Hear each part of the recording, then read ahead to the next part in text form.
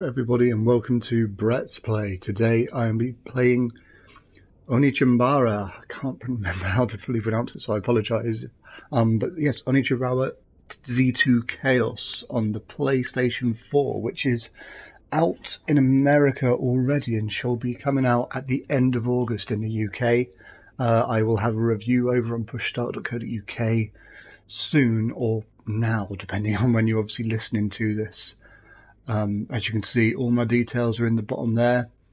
Feel free to talk to me. Obviously, I know no one's here at the moment. I'm not an idiot. So, what I'm actually trying to show you today is really just what this game's about. Because obviously, it just seems to be a game with weird cowboy girls in bikinis that like killing things, which is great, I suppose. But there's also a lot of other things it has, and I will first bring down everything, just make sure that I'm definitely going to be heard. So the game is very much hack and slash, like the old versions of these, but also like Devil May Cry. It's that sort of combat.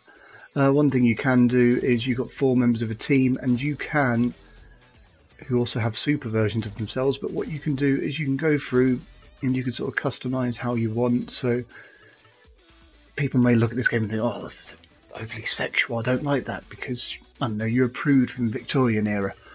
But what you can actually do if you wanted to is you could change to whatever sort of clothes you want. You can obviously unlock stuff, some of them may be more revealing than others, but you can make it sort of as revealing or less revealing as possible. As you can see here, I've given my character some toast and some random gauntlets and shin guards to sort of accompany what she's got.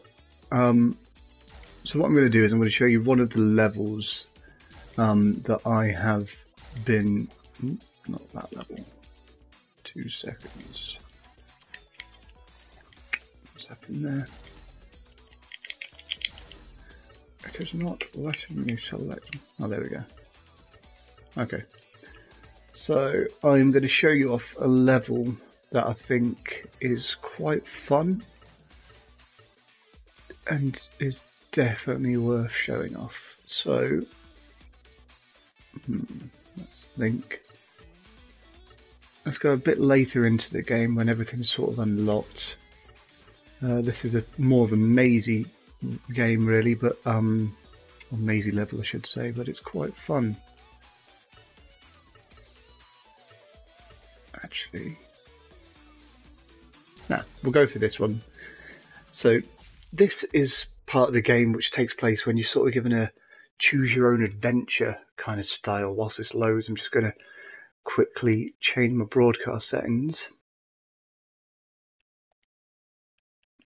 to get rid of that message so I can see more of the game, which is very handy. Okay. So as you start each level, you've got the choice of who you want in your order. I always go for this order just because the chainsaw I find a bit too slow. So I just prefer having the hard hitters and then the chainsaw comes in to finish the combo. And when it comes to the combat, this game delivers quite a lot. It's a shame really that everything else is sort of lacks. I mean, the whole thing could be completed in probably about 6 hours, maybe a bit less, if you're fast. I'll shut up for the cutscene.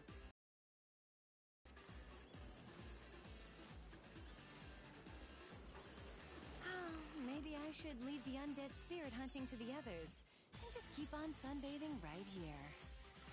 Come on, Aya, be serious. I only came along because you said it would be a quick rest break. You're not going to flake out on us too, are you, sis? Just so you guys know, I'm hearing all. So obviously, yes, the game's ridiculous in terms of the sexuality of the content, but in terms of making them just mindless bimbos, they've all got quite a bit of sass and personality. They never really talk about men, which means this would perfectly pass the Bechdel test, which is quite amusing when you consider that obviously many people have a go about this being very objectionable. I obviously know about those combos, so they can go away. And overall, the game's quite fun. As you can see, you can sometimes get all 4 of you playing at the same time, which is just quite handy, especially in the bigger fights, to clear away the area, especially when you've got niggly little enemies on the outside that are chipping away at you. Or if you want to try and get through a boss a bit quicker.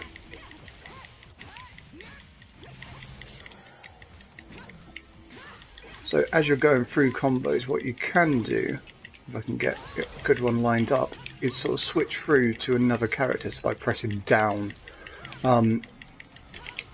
Sugar. R2 is dodge, R1 is lock on, or well, R1 is lock on in this game at least. And obviously dodging is a handy thing to do because otherwise you're going to get smacked upside the head.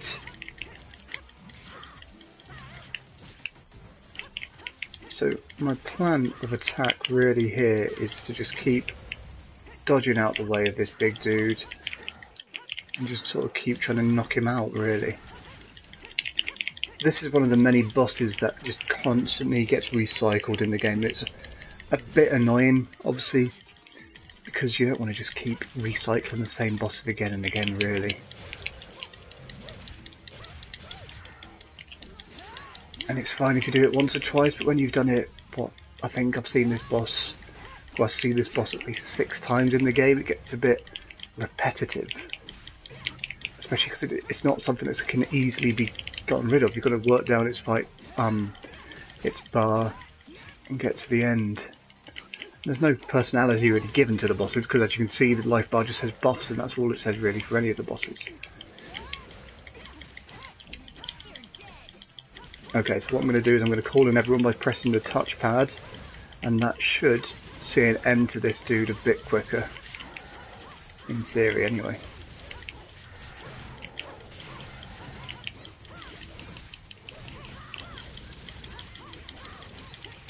Okay, this is good. So, when you get to these situations, you then have to take them out, and the way you do that is using the touchpad, which it works well, so you slice down on the touchpad and you do a knockdown action on that. Some people may think, oh, it's just a gimmicky way of using the controller, but I like that. I like the fact that they've looked at the control scheme. It's like, well, what can we do to actually make the controller a bit better? You also get radio comms coming through the speaker of the PlayStation 4 DualShock 4, which I know is sort of a standard these days when it comes to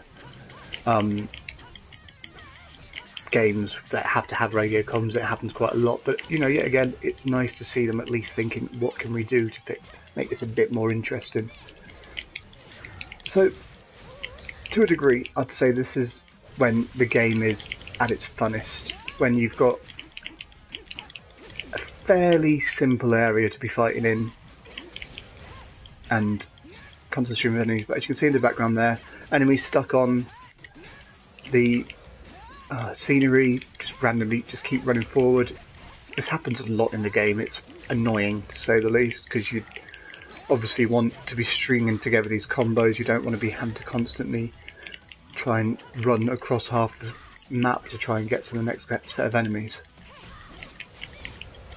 That didn't go well. Okay, so let's see if I can remember what I'm doing.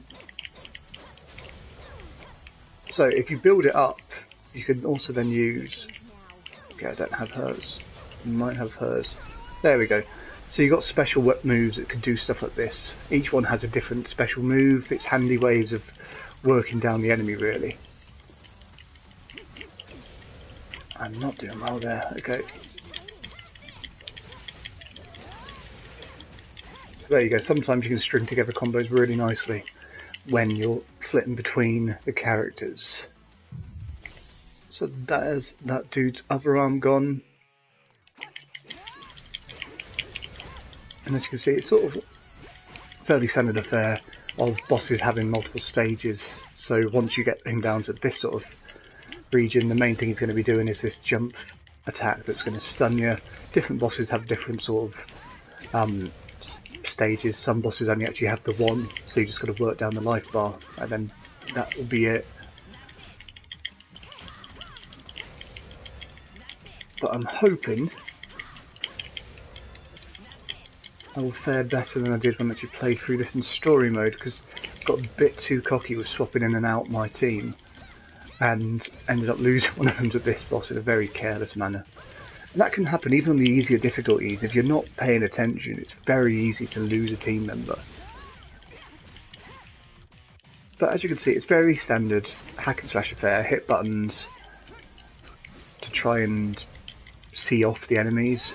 On bosses, you sort of get a bit pissed off because it's very tedious. It's very, oh, I just got to hit this button again and again and again. And as you can see, this, despite defeating that boss, that hasn't ended the fight, which is annoying because you'd want really destroying a boss to be the end of a fight section. But because of the poor detection issues of enemies just running into scenery constantly, you then have to sort of run through the map and finish them off. It's just annoying because you don't want that. You want to be getting through the game straight away. Anyway, whilst we process forward to the next area, I will quickly show off something else you can do. So as you can see, okay, this one's better. So as you can see, if you look to the left below the life bars, you've got a sort of weapon with red on it. And what this is your equipment's basically got clogged up with all that undead and monster guts. So you want to be making sure to clean these off so you're delivering maximum power really when you attack.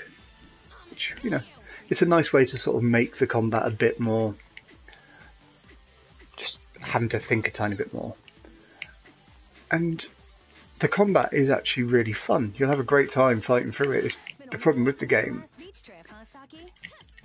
is very much, it's just not very well designed. This is one of the better levels, because if I'm showing off the game, obviously I want to be showing off one of the better levels. But there's a level in the desert in this same section where you get to choose your own adventure. That's just so devoid of any character. It's ridiculous.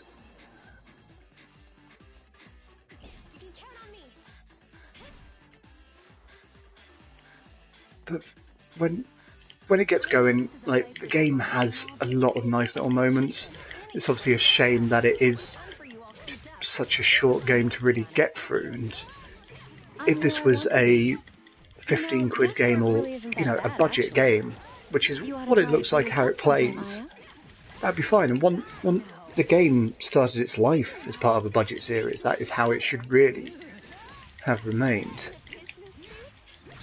But instead it's coming out as 30 quid, and it's hard to really be saying, oh yeah, you've got to pick this up when it's at full price, because there's not much to it. It's not very long. There's some replayability in playing in harder difficulties and playing back through the levels, but most of the levels are not interesting enough to want to go back through. And this entire middle section of the game just feels like filler, and annoyingly filler with probably the best boss fights in the game. And you can tell it's sort of, they thought it up with a sort of last minute situation, because the chapter numbers are all over the place when you go into these middle section maps, showing that there was obviously an order for these to be played in at some point, and they just couldn't figure out the best way to do pacing. Okay, I'm going to switch out because she's powered up. I'll leave her for the boss fight that will no doubt be about. Okay, so yet again, enemy is not there. There we go. And this is the problem. It's in areas this wide open, it's just not overly fun because you're constantly chasing down the enemies to figure out where the fuck they are. Whereas in the small areas, which happen occasionally in the game, it's much more interesting because you're constantly just sort of searching for the right place to go. Wait, was that where I wanted to go? I can't remember which way to go now. No, it's not.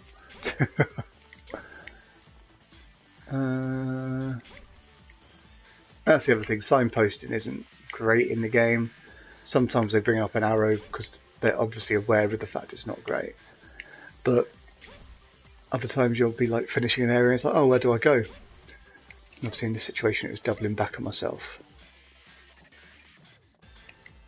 Okay.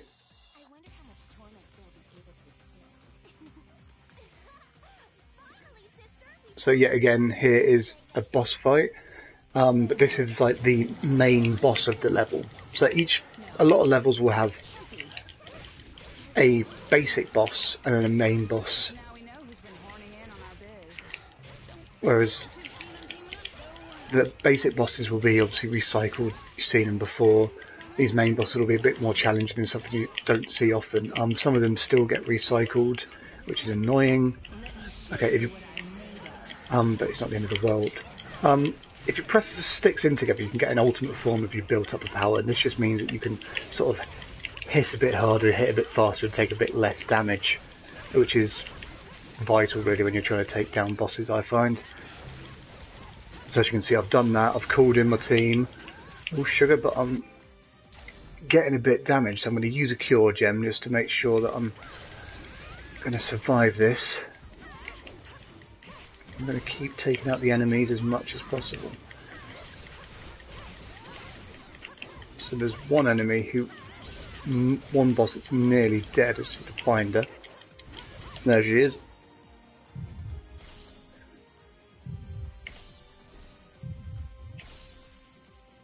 So yet again, slicing and dicing.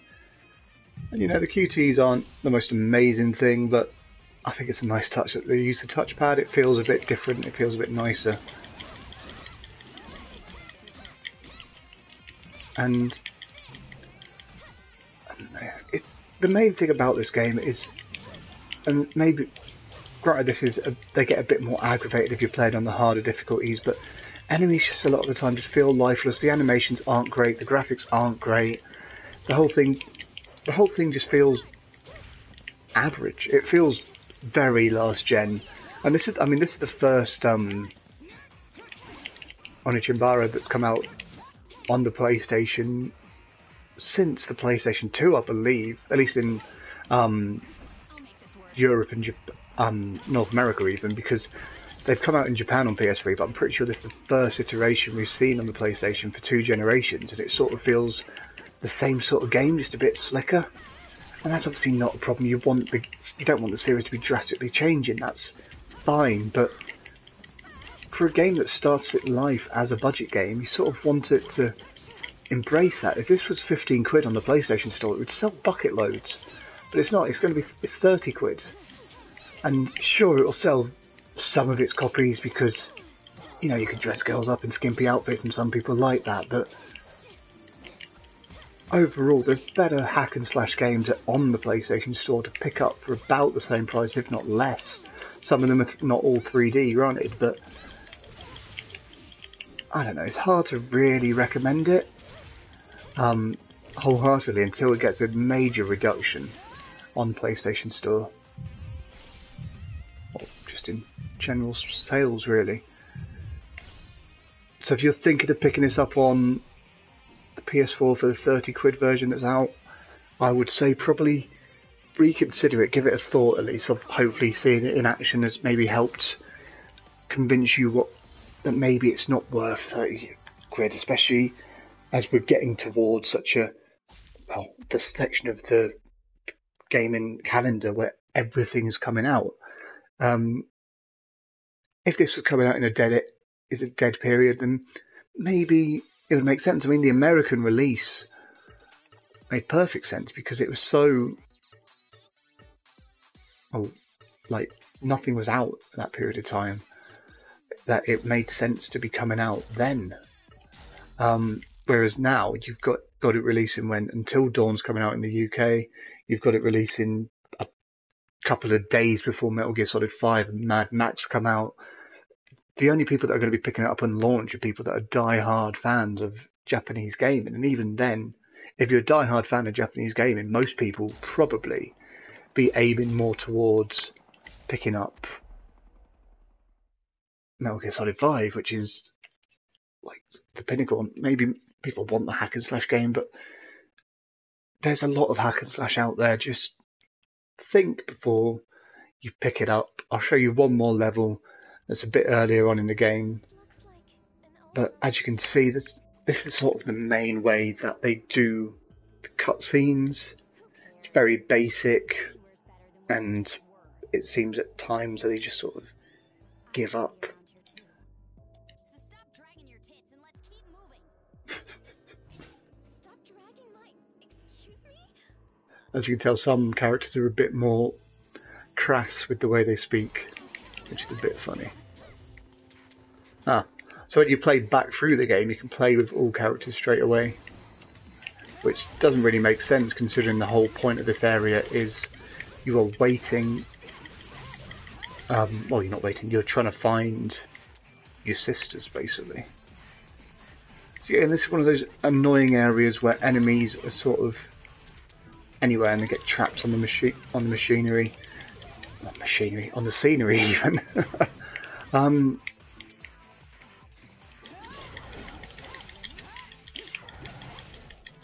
And it's fine, but when it's the game's really at its best in the close quartered situation, the very tight areas where you can just keep smashing up these combos. As you can see, the blood effects actually look quite nice.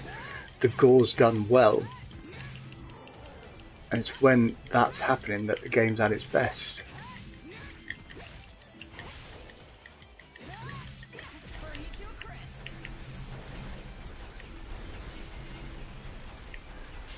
Special. Has that worked? Yes, it has. Wicked. Okay. So, let's run through. Oh, mudmen. Their slimy skin makes weapon attacks ineffective. You'll have to use ecstasy combinations to defeat them. I don't have. We should take care of them before any other enemies show up. I will crush you. This ends now. This ends now. I hate the mudmen. I hate the mudmen. I hate the mudmen. I've just used my combo. That could help get rid of these bastards as well, which is annoying. I need to figure out. It's an annoying thing. It makes sense, obviously, that there are enemies that you have to do a bit more to get rid of them and everything. But these guys, you can only really get rid of them in a certain way, which can be annoying to build up at times. So I'm just going to ignore them and run forward for now. Try and take out the other enemies that can help build up my special attack.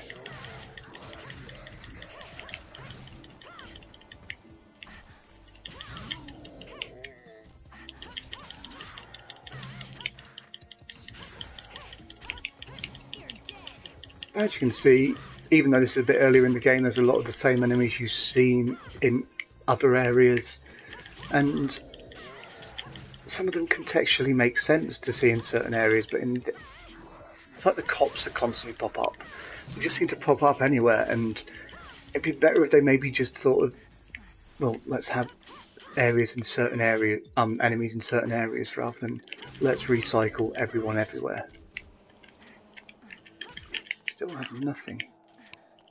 I feel I can keep pushing forward and it just triggers the cutscene I'm after.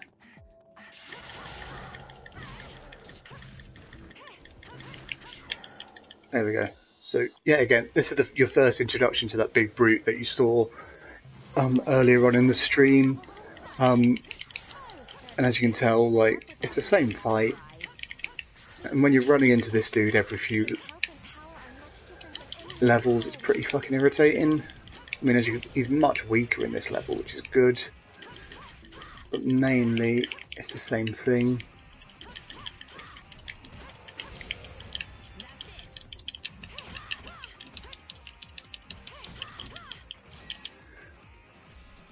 And you have to choose to take its arms off, and you can't just like try to fight in different ways, which is then a bit annoying.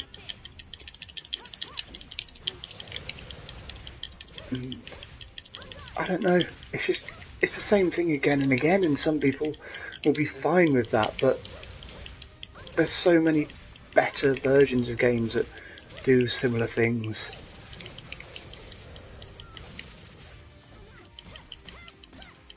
And even when it comes to revealing outfits and whatnot, like, it's not the best graphically, so that's not enough of a selling point.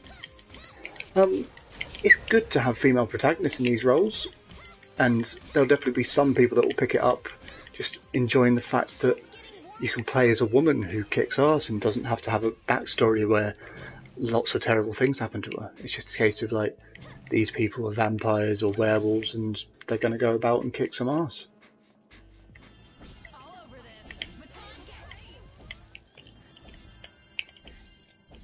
Oh shit, I've just called them in by mistake. Yet again though, enemy stuck on a hole. It's just stupid. You don't have to fight any of these, so I'm just going to run away.